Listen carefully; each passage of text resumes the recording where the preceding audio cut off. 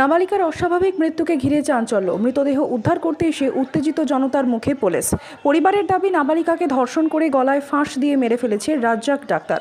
বারাসাত কাজীপাড়া এলাকায় এক বেসরকারি নার্সিংহোমের বিরুদ্ধে অভিযোগ পরিবারের।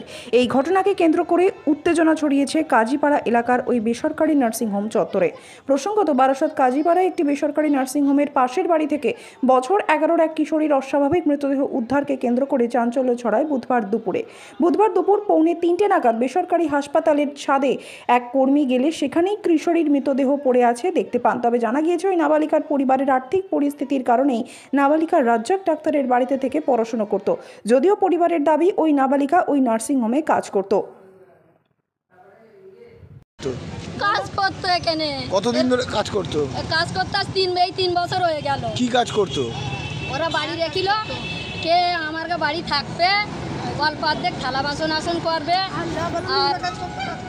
আর এই আমার কাছে ঘর দোর পরিষ্কার করা এইসব করবে বলে নিয়ে এলো। কি আমরা সব কিছু করবো, পেট ভর খাতি দেবো, আর টাকা পয়সা কিচ্ছু দিত না। আচ্ছা, হ্যাঁ, আমার স্বামী নেই, আমার 3-4টে ছেলে মেয়ে, সব ছোট ছোট, একটু বাচ্চা। কি মনে হচ্ছে এখানে আপনার মেয়ে আজকে কি হলো? अब কি জানি বলছে, ওরা বলছে সুসাইড করলো। কেন হঠাৎ সুসাইড করলো কেন?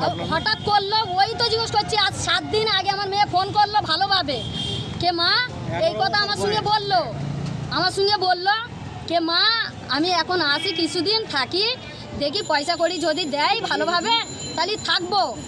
ওরা হয়তো শুনে হয়তো আমার মেয়ের মারধর করেছে, কে বেইজ্জতি করেছে। ও ডাক্তারও তো আমি বিশ্বাস করিনি, আর করবো না। আমার বোনির মেরে মাথা ফাটিয়ে দিল, আমার বোনির লে কেস করলো। আপনার সঙ্গে ফোনে যখন কথা হয়েছিল তখন কি কিছু বলেছিল আপনার মেয়েকে?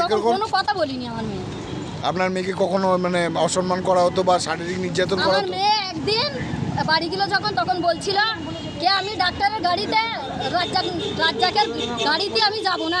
কেন? আমার বলছে কে ও বদমাইশ টাইপ, আমি যাব না। সোজা কথা আমার মেয়ে বলছে। মানে আপনার মেয়ের সঙ্গে বদমাইশি করতো এরকম কিছু বলেছে? বদমাইশি করতো কি না করতো আমি তো জানি না, আমার মেয়ে বললেই শুনলাম। তাহলে মা ও বদমাইশি করে, আমি যাব না ওর গাড়িতে। কি মনে হচ্ছে আপনার মেয়েকে মেরে ঝুলিয়ে দেওয়া হয়েছে মনে হচ্ছে?